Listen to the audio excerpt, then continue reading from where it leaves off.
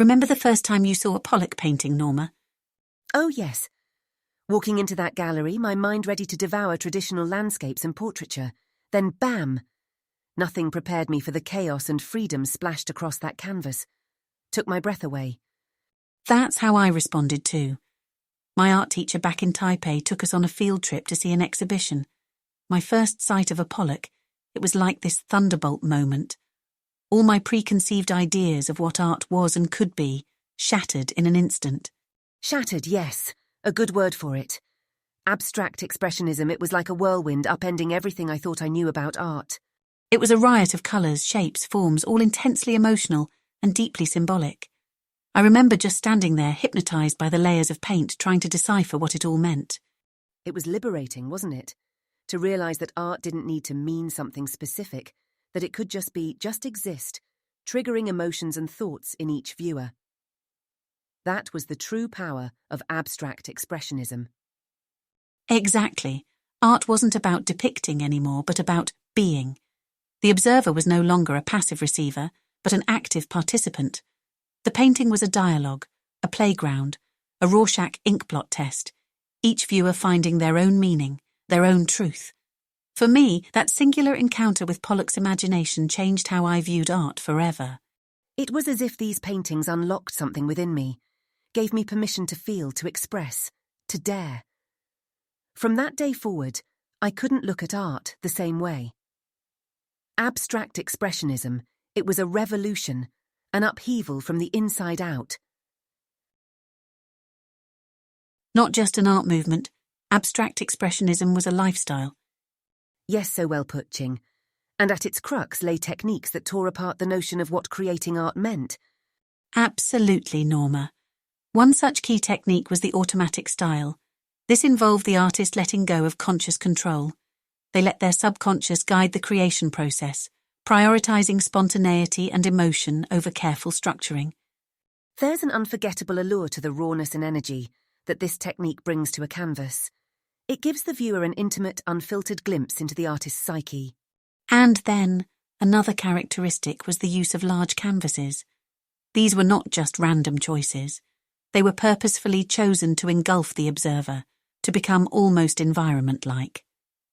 Being surrounded, swathed almost in the riot of brushstrokes and colours, the viewer becomes actively involved with the work. They step into the artist's world. The painting is not art. It is an experience. The physicality of it, the broad sweeping brushstrokes, the layering of colours. One cannot help but sense the artist's physical presence, the intensity of their emotions as they created. The canvas becomes a battlefield, illustrating a struggle, an outpouring. There's so much more than just paint on a canvas. It's emotion, movement, energy, all captured in pigment and texture. And in every brushstroke, in every drip of paint, there's a story waiting to be explored. A waiting world within a canvas. Now Jackson Pollock's all-over style. It's been described as visual jazz. Visual jazz, that's a neat description. So what does it mean? Well, imagine an artist creating a rhythm on the canvas, using paint as his instrument. Like a jazz musician, he doesn't follow a predetermined harmonic structure. It's like Pollock is playing a solo, his brush dancing across the canvas, circling, looping, splashing. Makes me picture a conductor leading an orchestra. The canvas his symphony. You're close. Each drip, each line, it's like a note falling into place within this larger orchestration of colour and form. Even though it might seem random, chaotic even, there's still order, a sort of rhythm to the madness. Exactly. Each drip, each line contributes to this larger, complex whole. Now lastly, let's discuss Mark Rothko's colour field technique. Rothko, along with other abstract expressionist artists, embraced expressive colour as a primary tool. They filled their canvases with large swathes of colour, building layers upon layers to invoke a sense of space and depth. For Rothko, these were not merely blocks of colour, but vehicles for a whole spectrum of human emotion. His paintings are incredibly emotive, almost magically spectral. Interesting. So rather than the physical action like Pollock, Rothko chose a more emotional path to expression. One could say so. These blocks of colour narrate a wordless story, pushing the viewer to engage emotionally with the work. And isn't that indicative of the power of abstract expressionism? So, Norma, abstract expressionists were known to experiment with non-traditional techniques. Can you elaborate on that? Absolutely, Qing. They broke from tradition, using almost anything to create textures and patterns. Pollock is probably the best example. He used commercial-grade oil-based paints and enamel, which was unconventional at the time. And he didn't confine himself to brushes, right? Right. He used hardened brushes, sticks, even turkey basters to drip or splatter paint onto canvases. This drip painting technique, as it was later termed, essentially transformed the act of painting into a form of performance, almost like a dance. Sounds liberating to be able to move around the canvas freely. It was, and that's what made it so revolutionary. Pollock took the art from the easel to the floor, marking his paint-splattered shoes' footprints on the canvas. Quite the departure from the traditional paintbrush-to-canvas approach. It feels so raw and immediate when you put it like that.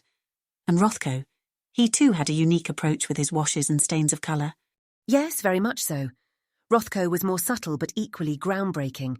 He layered thin washes of paint, building up luminous areas of colour, which seemed to float on the canvas.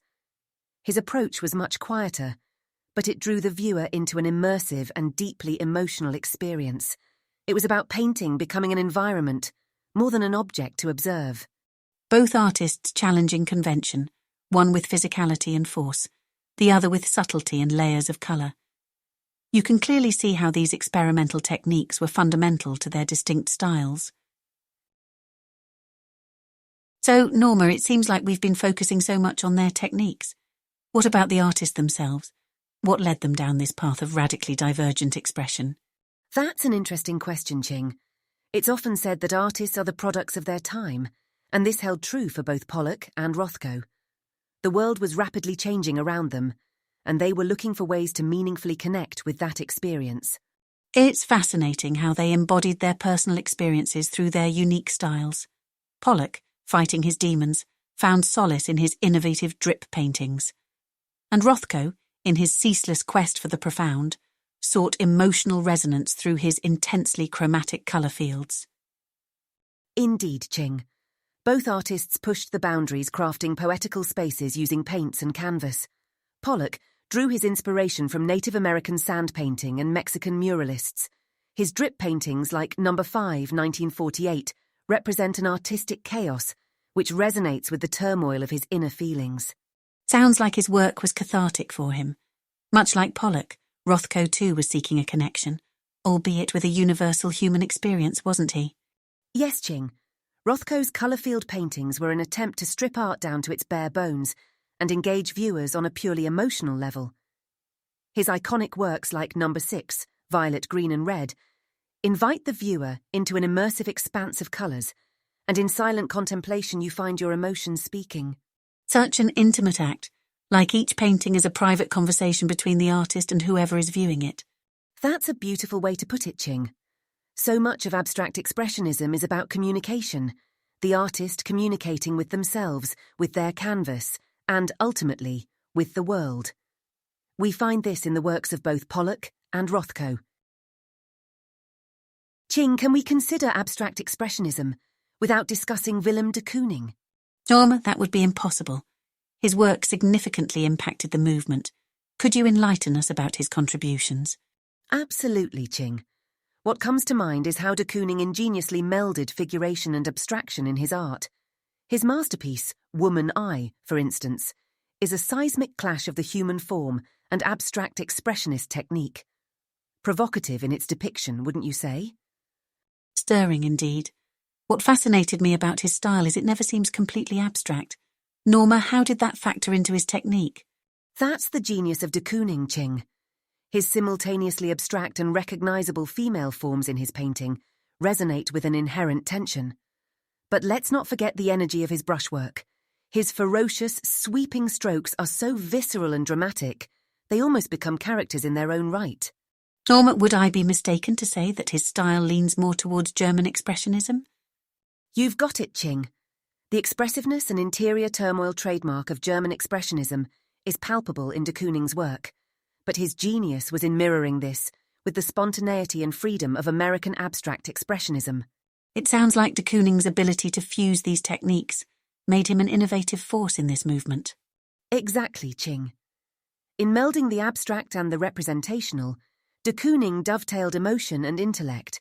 That's what makes him one of the titans of abstract expressionism. His artistic journey is a vivid reminder of the transformative power of art. Norma, it's fascinating how diverse influences birthed abstract expressionism. Don't surrealism and German expressionism specifically serve as its main roots? Absolutely, Qing. The influence of surrealism was significant, particularly the concept of automatism, where artists relinquished control and allowed their subconscious to dictate their work. This form of spontaneous creativity certainly found its way into abstract expressionism. As for German expressionism, it played a part in abstract expressionism's development, primarily through the raw, emotional qualities found in the works of artists like Ernst Ludwig Kirchner and Emil Nolde. Quite intriguing. But how did these European styles seep into the American artistic landscape? Excellent question, Qing. Europe's tumultuous climate during the World War II was the prime reason. Artists from war-torn countries, especially from Germany and Italy, fled to the US, bringing their artistic styles and perspectives with them. This radical mix sparked a new art wave. Impressive. So was abstract expressionism born out of this mass cultural exchange? An artistic response to the post-war mood, perhaps? Absolutely spot on, Qing. Following World War II, there was a sense of disillusionment echoed globally, and the art scene was no exception.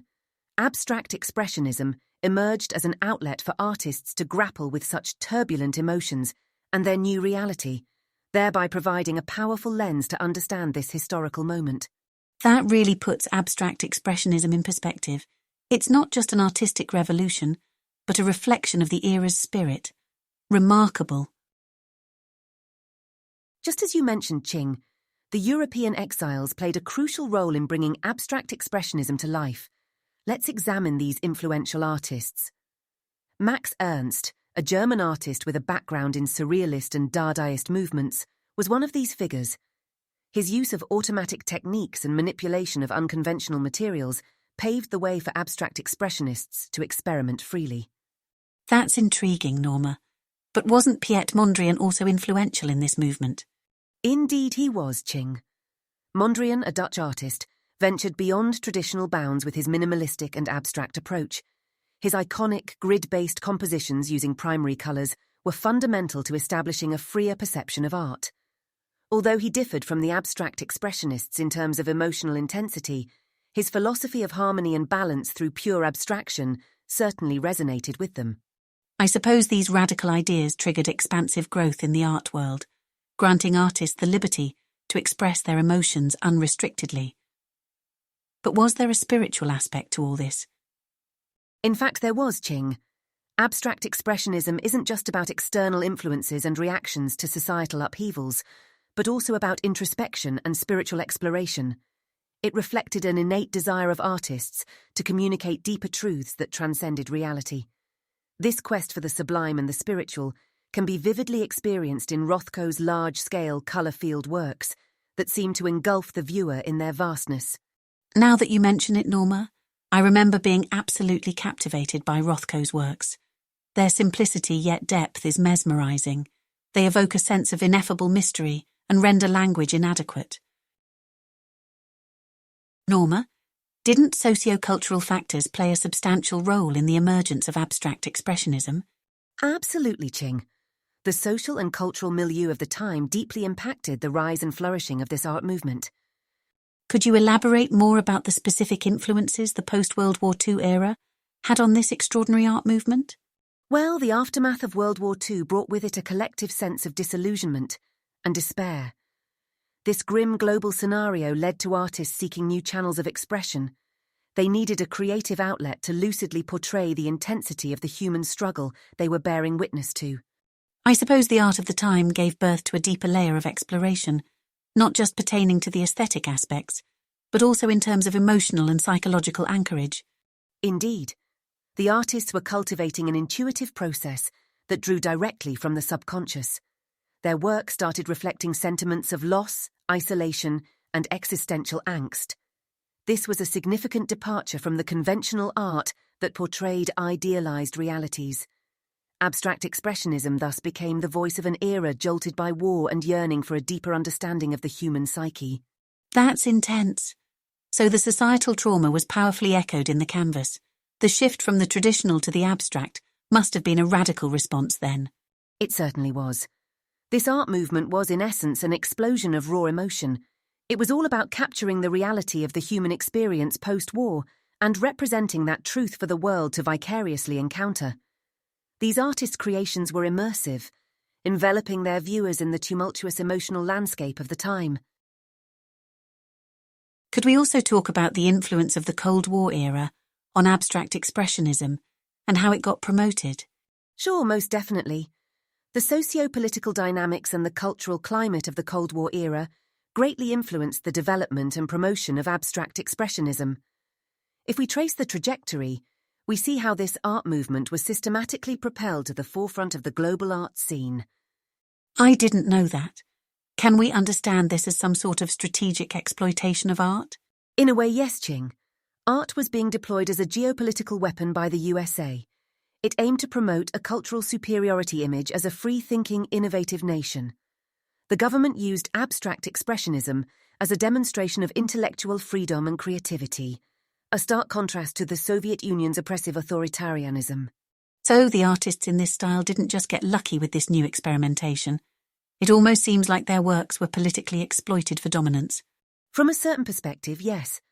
The turbulent times saw an unusual alliance of artists, politicians, affluent patrons, and even CIA, presenting abstract expressionist art as the face of American creative power.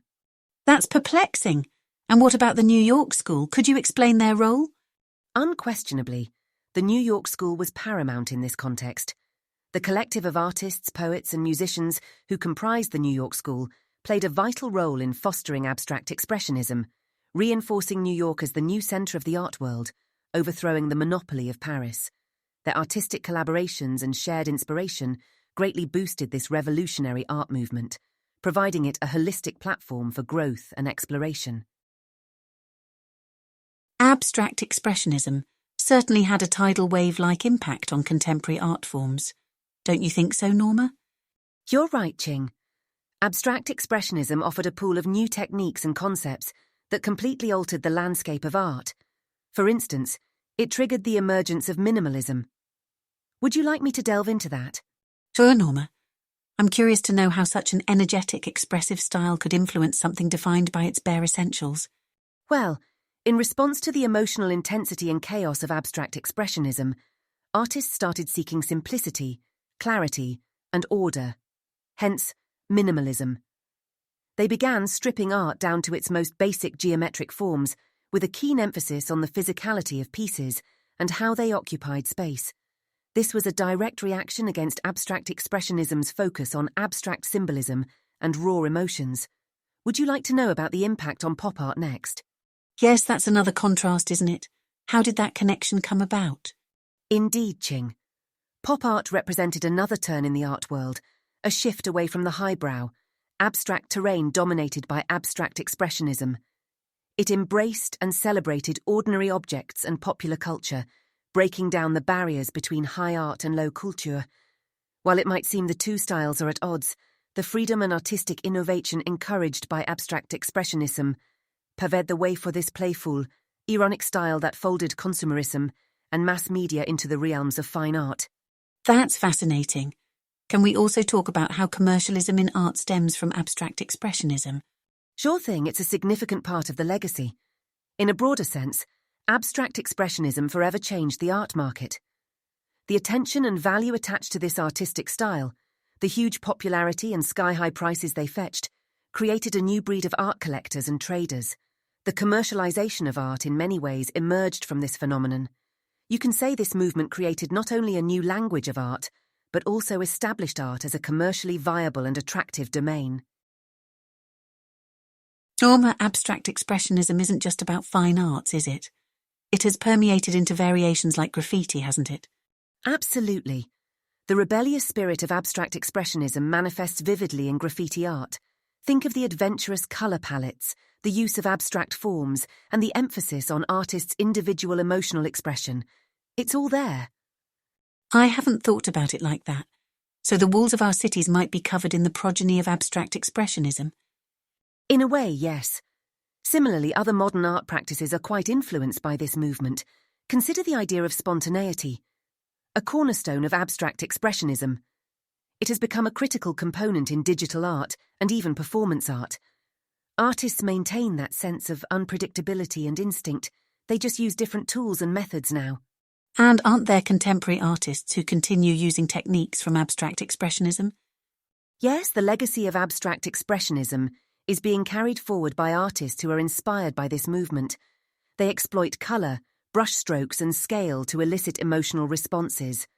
The impact of abstract expressionism can be found in the works of artists like Cy Twombly or Katharina Grosser.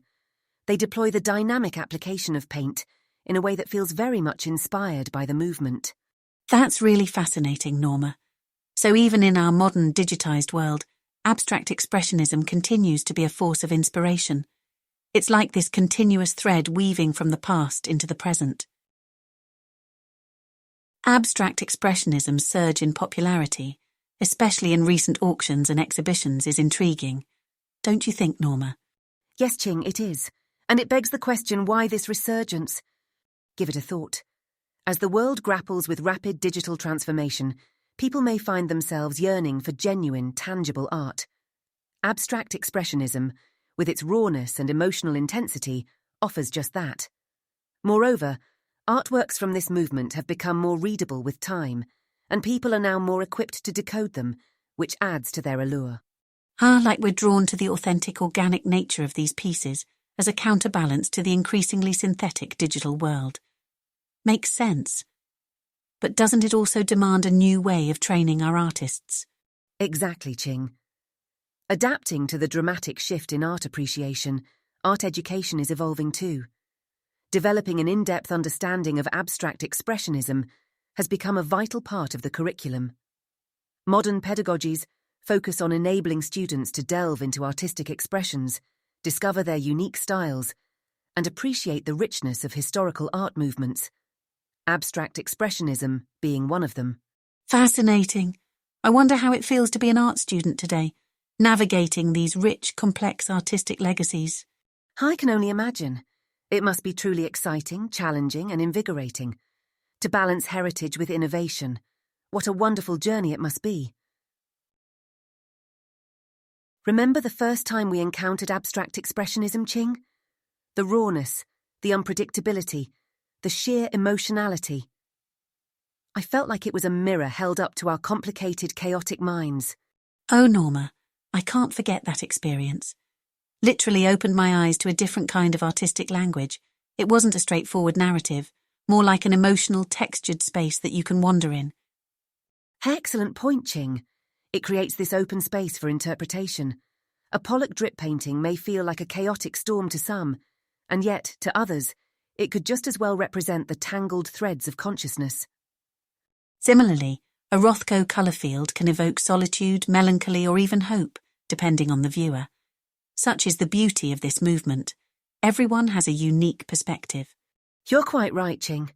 That being said, all our listeners out there, we would love to know your favourite abstract expressionist work. Which piece of art made you wander deeper into this movement? Which artist's life journey intrigued you the most? Or maybe you've visited an exhibition recently that showcased abstract expressionist works. What were your thoughts? How did those brushstrokes, those colours, those compositions affect you? We say art is a conversation, right? So let's have that chat. Beautifully put, Qing. And it's not only about sharing favourite pieces or artists. It's about sharing personal encounters, feelings, interpretations.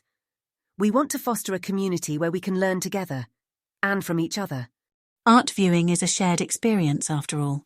It sparks conversations, prompts reflections, gives us moments of shared humanity. Whether it's online or in person, let's continue this journey of discovery together, digging deeper into the roots and legacy of abstract expressionism. Kyosenpei time. It's your chance, listeners, to satisfy your curiosity about abstract expressionism. Is there something you've always wondered about this movement or any specific piece? I wonder, what made Jackson Pollock shift towards this seemingly chaotic drip painting style? But more importantly, what do our listeners think? Right, Qing. Or how about this? Why did Mark Rothko opt for those large-scale colour field compositions? How did each colour, each layer, translate into such powerful emotions? Exactly, Norma. Listeners, it could even be something simple like how you felt when you first saw an abstract expressionist artwork. How did it resonate with you? Or perhaps you're curious about how societal influences shaped this movement. After all, this was art forged in the crucible of post-World War II tension, wasn't it? Why did artists seek catharsis in non-traditional tools and techniques? And how did this avant-garde style revolutionise the global painting scene? All questions are welcome. It's a joy to learn and explore together. So, listeners, send in your questions, thoughts, reflections. Let's make this podcast space more interactive, more engaging, and a deep dive into the boundless ocean that is abstract expressionism. Norma, you've got it so right. Let's breathe life into this art movement through our shared curiosity, our collective questioning. Art is meant to be felt, understood, and interpreted. Let's not be passive observers, but active learners.